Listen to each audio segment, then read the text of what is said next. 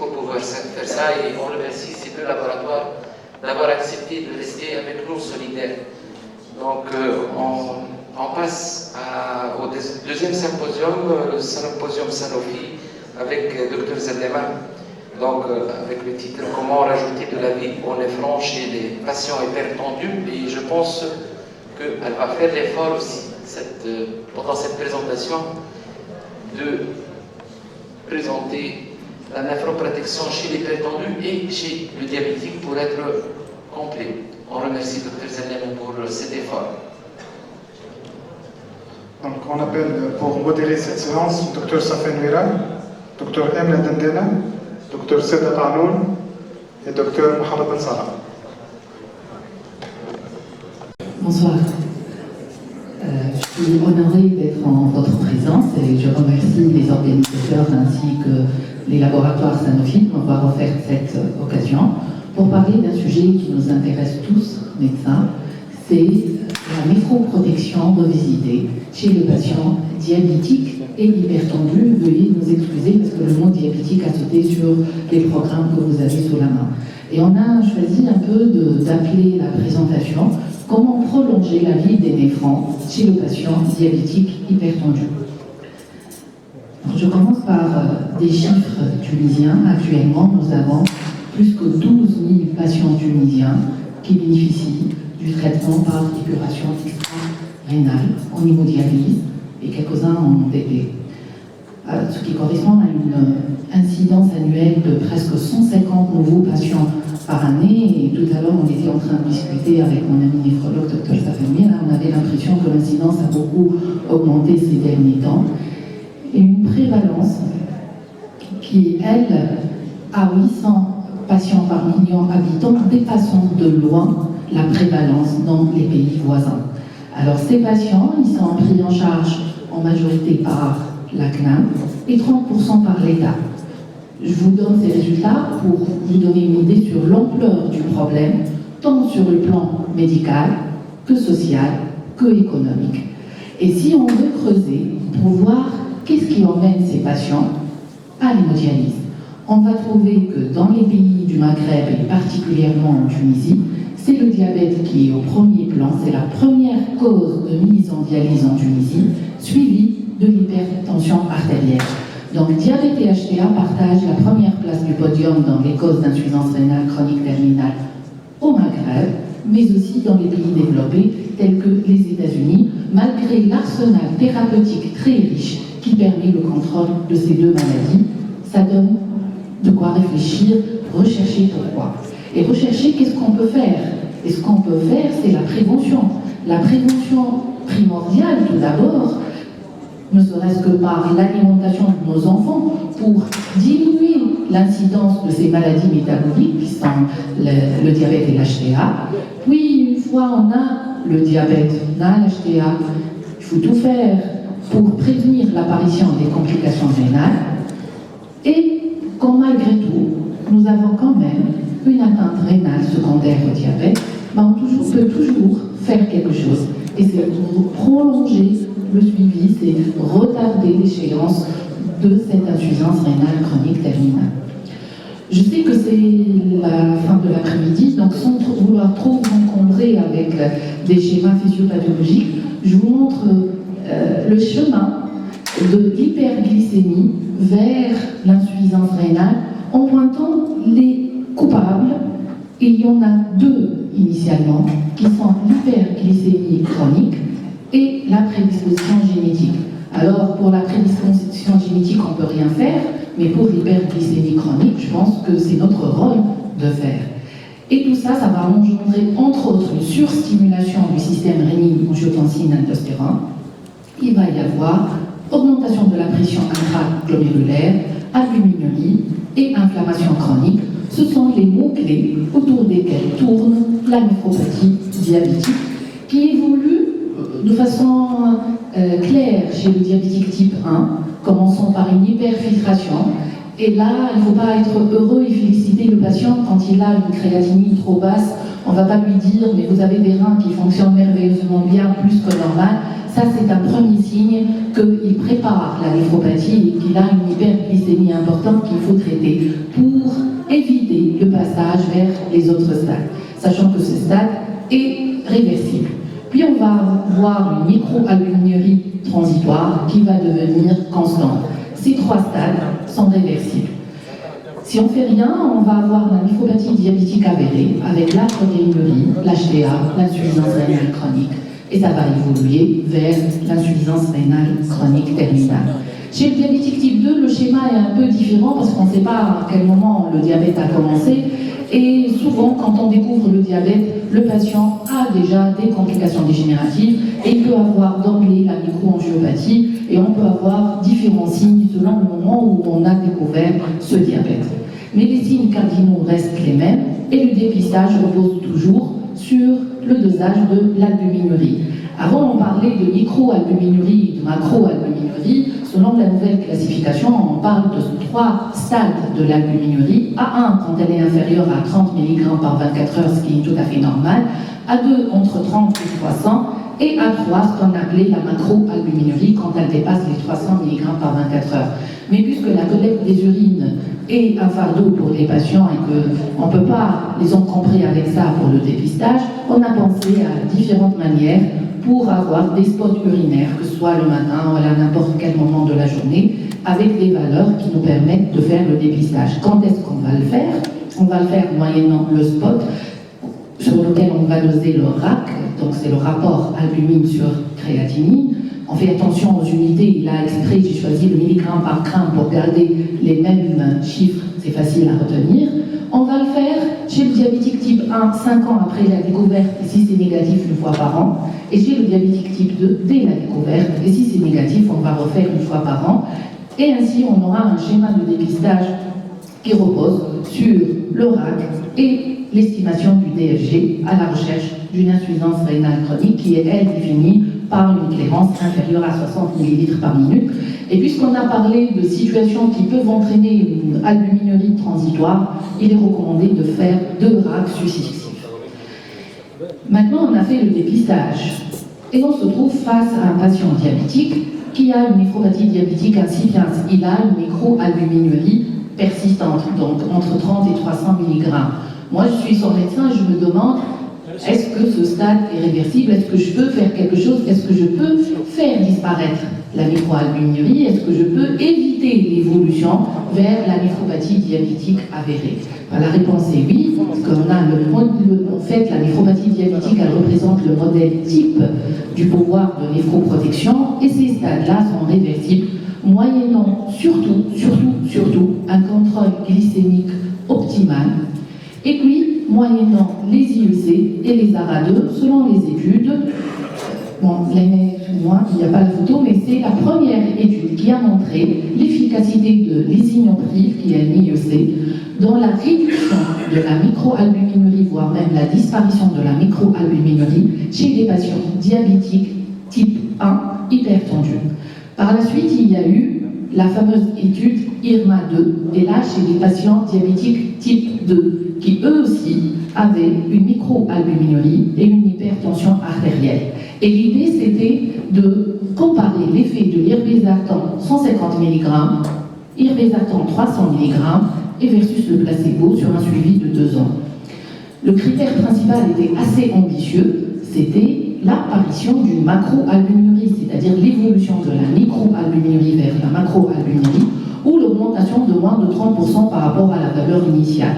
Et puis, secondairement, on a cherché si, en plus, peut-être ça empêche l'évolution vers le stade 3, mais est-ce que ça permet aussi de réduire une albuminurie déjà existante, de faire disparaître une microalbuminurie qui est déjà là? Et les résultats étaient spectaculaires. Ils ont montré effectivement qu'il n'y a pas photo entre les groupes mis sur le placebo, ceux sous irbesartan 150 et beaucoup plus ceux sous irbesartan 300 mg, qui est la dose la plus efficace dans la diminution du risque de développer une macroalbuminurie.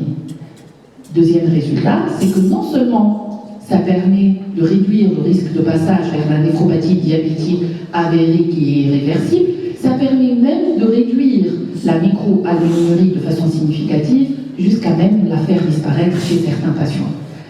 Et donc, les résultats, le résumé était un bouleversement dans l'ère de la néphroprotection chez le patient diabétique. On peut le résumer en disant que l'Irbitactone à 300 mg a prouvé une réduction de 70% du risque d'évolution de la microalbuminurie vers la néphropathie diabétique avérée, c'était le premier résultat, et puis que ça permet un retour à la normoalbuminurie chez un patient sur 3, tout en donnant une bonne tolérance. Maintenant, si j'ai mon patient d'emblée avec une néphropathie diabétique avérée, il a la protéinurie, il a l'HTA et il commence à avoir un déclin de son DFG. Est-ce que je peux aussi faire quelque chose? Oui, ce que je peux faire, c'est ralentir la progression. Donc, passer d'une perte annuelle de 12 ml par minute à 4 ml par minute, voire moins. Et là, ça me fait penser à beaucoup de patients qu'on voit souvent dans nos consultations. J'ai nommé comme exemple M. Sucré, qui est lui âgé de 55 ans, qui a un diabète type 2, une HTA. Le diabète est découvert il y a 10 ans, l'HTA il y a 5 ans, et il a eu une néphropathie diabétique découverte en 2016. Pareil, M. Discipliné a la même histoire, sauf qu'ils n'auront pas du tout le même destin, puisque M. Sucré aura l'insuffisance rénale chronique terminale et il sera mis en dialyse en 2019. Par contre, l'autre patient est toujours suivi pour une insuffisance rénale chronique stable, stade 3B. Il y a sûrement des différences entre les deux qui ont permis qu'il n'ait pas le même destin. Et on va creuser pour voir qu'est-ce qui fait la différence. La première chose qui fait la différence, c'est le contrôle de l'hypertension artérielle. Et j'aime beaucoup cette figure parce qu'elle montre un lien linéaire entre le niveau de la pression artérielle et le déclin du débit de filtration glomérulaire chez les patients atteints de néphropathie diabétique. Donc plus la tension artérielle est élevée, plus on perd des néphrons, plus on perd notre DFG. Et dans l'autre sens, plus on réduit l'hypertension artérielle, plus on a un bénéfice conséquent sur la perte ou le déclin du débit de filtration glomérulaire. Donc ça fait de la tension artérielle une cible primordiale pour ralentir la progression, avec des objectifs qui ont été l'objet de plusieurs discussions et différences durant la dernière décennie. Bon, on reste sur les derniers de l'ESC 2018. Des objectifs chez le diabétique qui ont une maladie rénale chronique qui sont inférieurs à 14,9, de préférence à 13,8 s'il y a une bonne tolérance. Via quelle molécule? Aucune discussion. Toutes les sociétés savantes, y compris les recommandations des CADICO, recommandent les bloqueurs du système rénine-angiotensine aldostérone comme première thérapie contre l'hypertension artérielle. Deuxième cible, c'est la protéinurie. La protéinurie est associée à une augmentation du déclin de la fonction rénale chez les patients diabétiques type 2, comme le montre cette étude. C'est aussi valable chez l'hypertendu non diabétique et c'est encore valable aussi dans la population générale, ce qui témoigne du rôle délétère de l'albuminurie. Et c'est pour cela que dans la dernière classification des maladies rénales chroniques, on inclut l'albuminurie et c'est ainsi on a le DFG d'une part avec les différents stades correspondant aux différentes clairances et de l'autre côté le niveau de l'albuminurie. C'est ainsi qu'on parle d'une IRC par exemple stade 3B, A1 ou A2. Plus on a de l'albuminurie, plus on a un DFG qui est bas, plus on a un risque élevé d'évoluer vers l'insuffisance rénale chronique terminale. Alors le niveau de la protéinurie, initialement, au moment de la découverte de la néphropathie diabétique, est corrélé, comme vous le voyez ici, à la progression de cette néphropathie.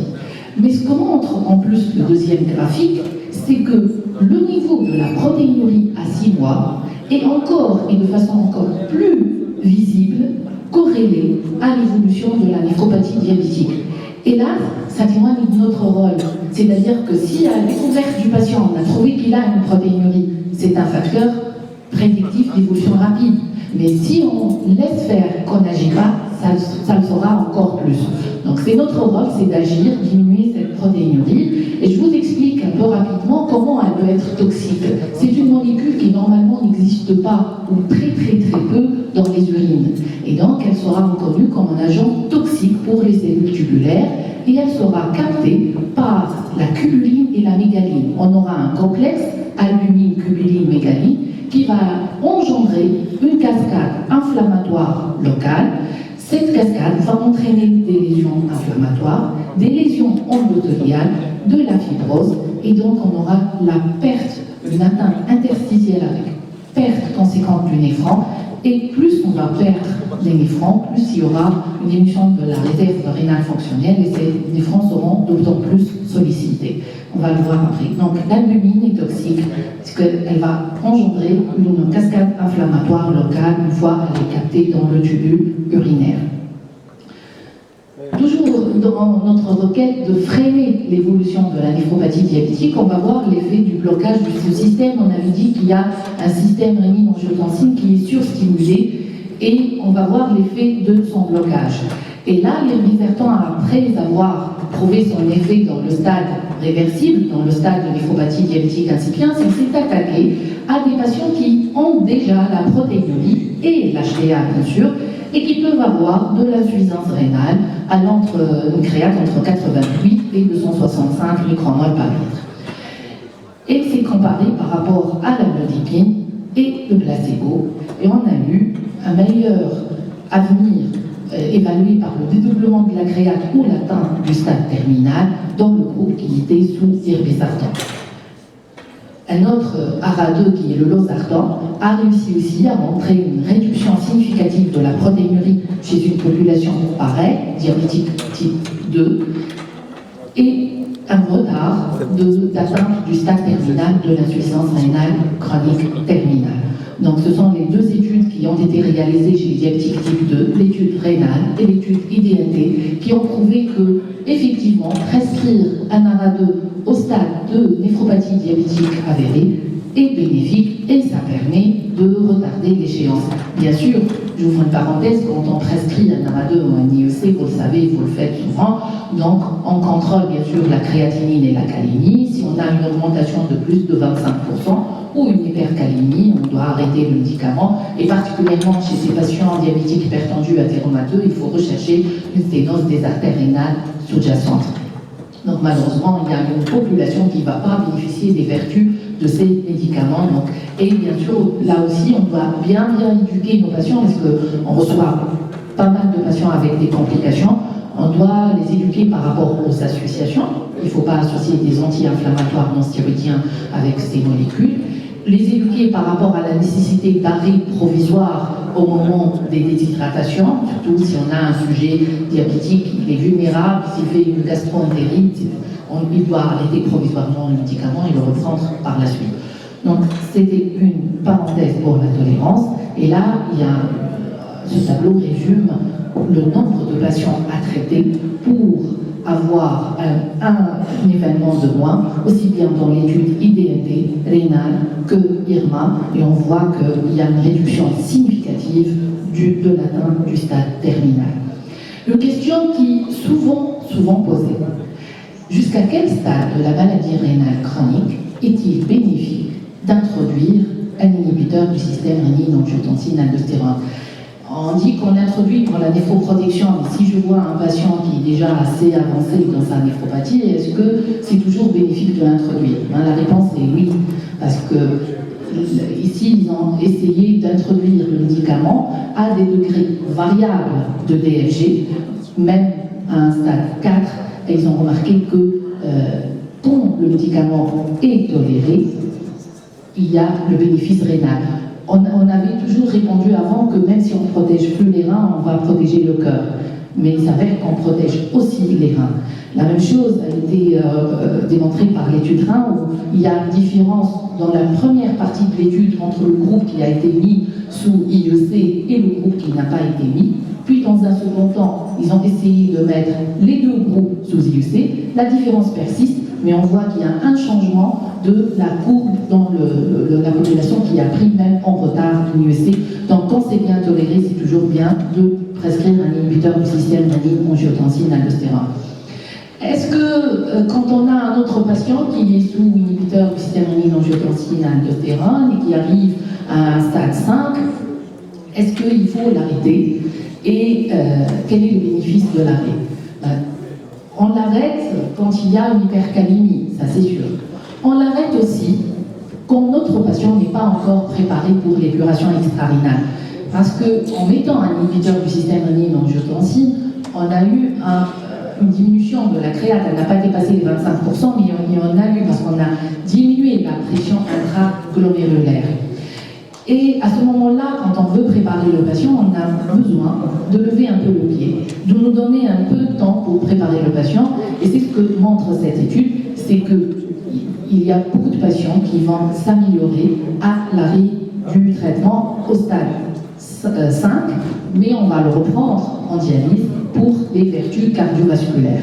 Alors je vous explique, on parle toujours de néphroprotection, mais le principe c'est quoi? Le principe est tout banal, c'est ce que ferait tout leader, tout chef d'entreprise qui a l'effectif de ses employés réduit de moitié. On exigeait un rendement à 100%, s'il n'est pas un bon leader, qu'il est égoïste et qu'il veut toujours ce rendement à 100%, il va épuiser ses employés. Et très très vite, il y aura les démissions, les congés de maladie, et l'usine va fermer. C'est l'insuffisance rénale chronique terminale. Par contre, un bon leader, il va se dire, j'ai perdu la moitié de l'effectif de mes employés, mais je veux garder la longévité de mon usine. Même si j'accepte provisoirement une petite baisse du rendement.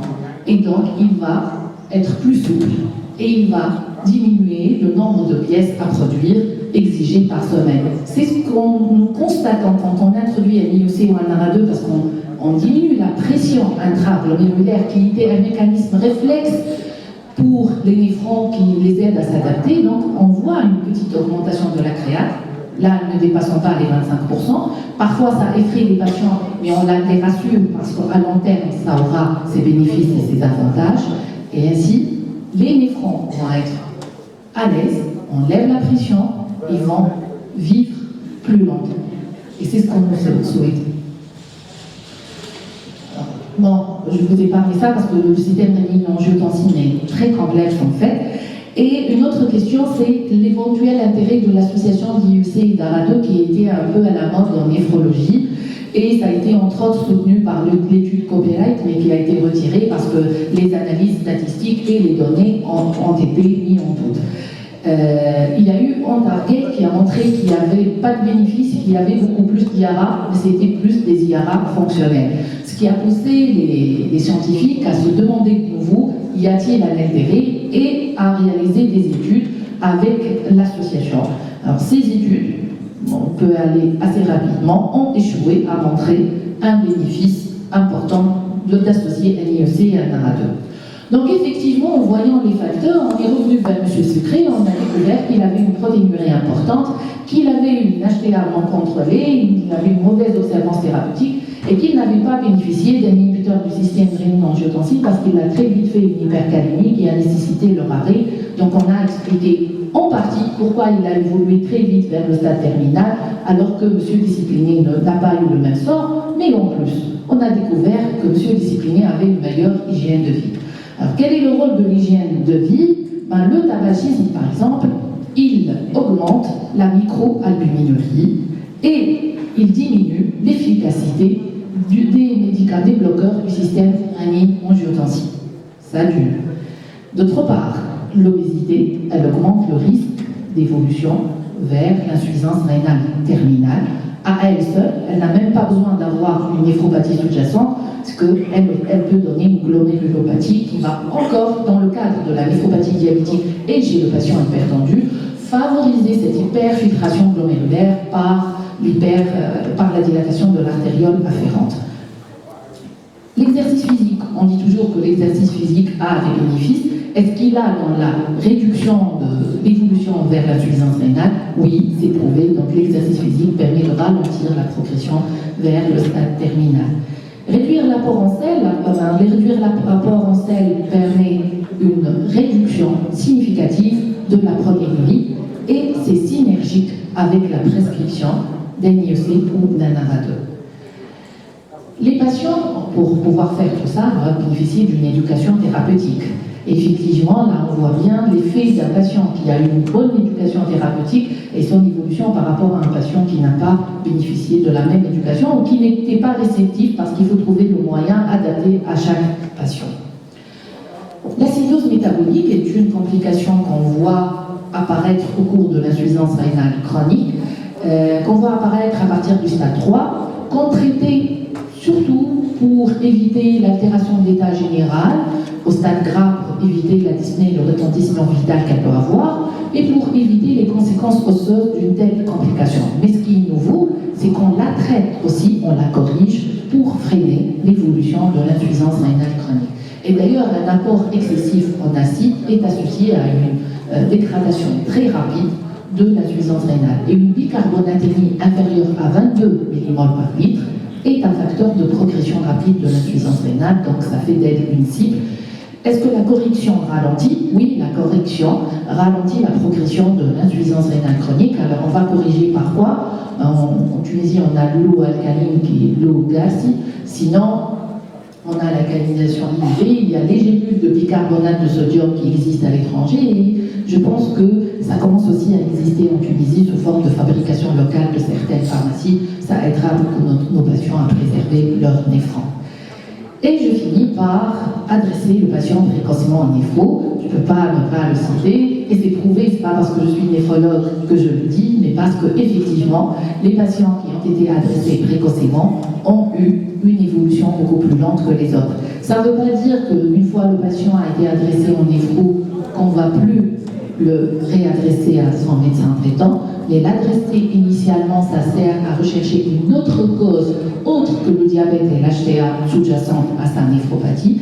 Ça sert à évaluer les facteurs de risque et classer le patient à ce qu'il est progresseur rapide ou pas. Puis il y a un schéma de suivi mutuel entre le médecin traitant et le néphrologue. Les visites chez le néphrologue deviendront beaucoup plus fréquentes au fur et à mesure que le déclin de la fonction rénale s'aggrave. Et en cas de complications, en cas d'hypercalémie, en cas d'HTA résistante, le patient doit être adressé au néphrologue, puis il sera pris en charge à partir du stade 3B4 uniquement par le néphrologue pour le préparer. Alors, si on a fait tout ça pour les deux messieurs, est-ce qu'il reste des choses à faire? Oui, il reste beaucoup de choses à faire. Je reviens un peu sur la physiopathologie et les différentes pistes qui ont été testées. Jusqu'au-là, on n'a pas le traitement miracle qui permet de traiter la néphropathie diabétique, quoique il y a eu des essais. Et tout récemment, il y a eu l'avènement des inhibiteurs de SGLT2 pour le traitement du diabète, et qui ont montré, outre leur effet sur la baisse de la glycémie, un effet sur la baisse de la pression systolique, parce qu'en fait, ils ont un rôle comme celui des diurétiques. Ils ont un effet sur la diminution de l'obésité, ils diminuent la protéinurie et ils retardent l'échéance, l'évolution vers l'insuffisance rénale chronique terminale. Ça fait d'eux aussi un médicament dans l'arsenal thérapeutique qui participe à la prévention secondaire de la néphropathie diabétique. Dans notre cuisine, on peut avoir aussi des antioxydants qui ont prouvé certains effets bénéfiques, tels que le lait de Chanel et le curcuma. Et il y a des essais expérimentaux qui ont montré leur effet bénéfique, même histologique, sur la réduction de la néphropathie diabétique. Alors pour conclure, tout ce que j'ai dit converge vers le fait que la néphroprotection passe par l'éducation du patient, la sensibilisation des médecins et l'amélioration du système de soins, et que les acteurs principaux sont le contrôle de la glycémie, le contrôle tensionnel, la réduction de l'albuminurie, le blocage du système rénine-angiotensine-aldostérone. Et là, l'irisartan a montré son effet aussi bien au moment de la microalbuminurie que de la macroalbuminurie, sans oublier le rôle majeur de la réduction du sel et de l'arrêt du tabac. Je vous remercie.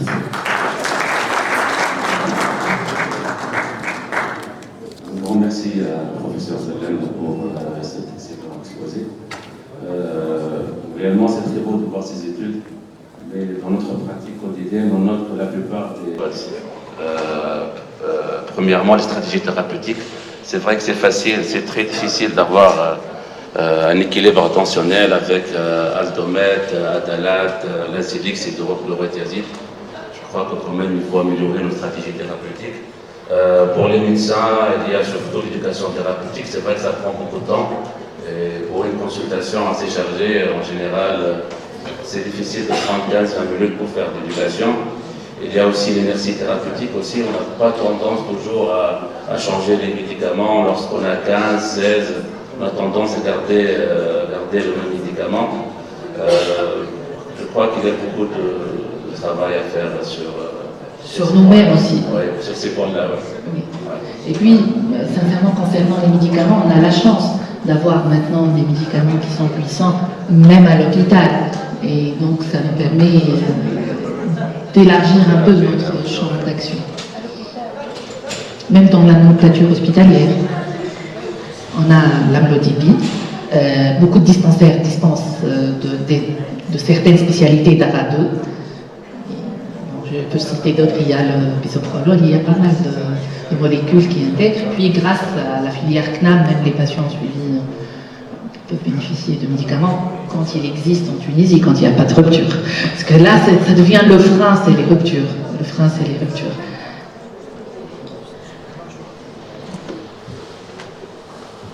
Je voulais vous remercier pour cette présentation, elle était excellente.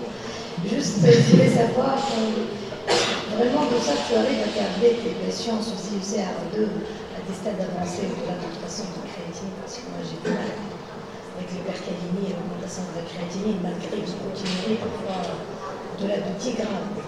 Et on est.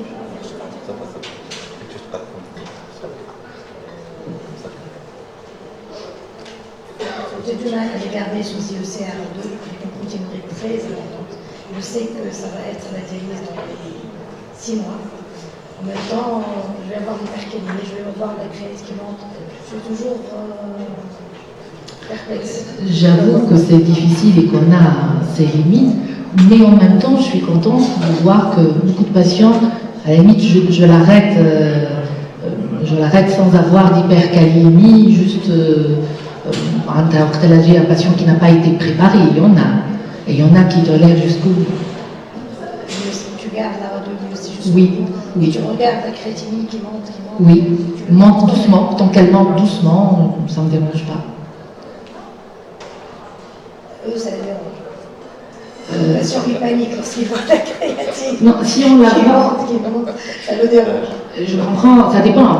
Quand en 2 semaines, elle passe de 600 à 800 et que il voit l'échéance de la dialyse tout droit, je comprends. Mais quand elle est... 600, s'il ne fait pas d'hypercalémie, j'ai pas de problème. Mais quand on passe 2 ans entre 400 et 500 et que j'ai les 420, les 430, puis les 420, sans hypercalémie, ça ne me dérange pas. C'est à partir de 400, et au-delà, si elle reste 5, c'est pas grave. Mais le problème, c'est à partir de 200. À partir de 200, là, ça va monter un peu et il panique. 250, 300, sous IECR2, ils paniquent. Et moi, je panique avec eux. Je garde ou je garde pas. Proteinurie très abondante. Juste après l'introduction. Je suis soulagée quand ils font de l'hypercalémie. Là, j'arrête. Là, j'arrête, je suis soulagée. Donc, c'est bon. Et c'est vrai que c'est un vrai problème. Le stade 4 sont difficiles à gérer. Alors, la créatinine, la calémie, peut-être moins. Une augmentation qui ne dépasse pas les 25%. Et qui ça dépasse les 25%. Ça dépasse, il n'y a plus de discussion. Si ça dépasse, il n'y a plus de discussion. Mais lorsque tu vois la proteinurie, tu es frustré. C'est pour ça que là, on pense aux petites recettes torrentales, quoique bon, la différence n'était pas très significative dans l'étude, mais on essaye d'associer d'autres médicaments qui réduiraient la protéinurie.